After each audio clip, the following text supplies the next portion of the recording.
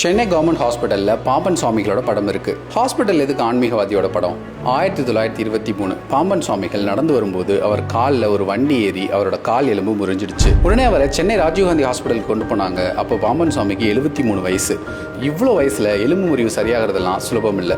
அங்கே இருக்கிற British doctors இவரோட நிலையை பார்த்துட்டு சர்ஜரி பண்ணாதான் குணமாகும்னு சொல்லிட்டாங்க. பாம்பன் சுவாமிகள் முருக பக்தர். முருகன் மேலே உள்ள பக்தியில் சண்முக கவசம் இயற்றியவர். அந்த சண்முக கவசத்தை தொடர்ந்து பாடிட்டே இருந்தார். சரியா 10வது நாள் அவர் தங்கியிருந்த வார்டுக்கு 2 மைல் வந்தது. கூடவே நம் தலைவனும் வந்தார்.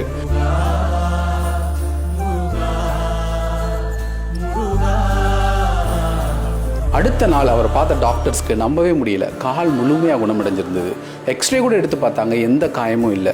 இந்த அதிசயத்தை குறிக்கிற விதமாக இன்றைக்கும் ராஜீவ்காந்தி ஹாஸ்பிட்டலில் பாம்பன் சுவாமிகள் தங்கியிருந்த வார்டில் அவரோட திருவுருவப் படமும் வரலாறும் எழுதி வச்சுருக்காங்க.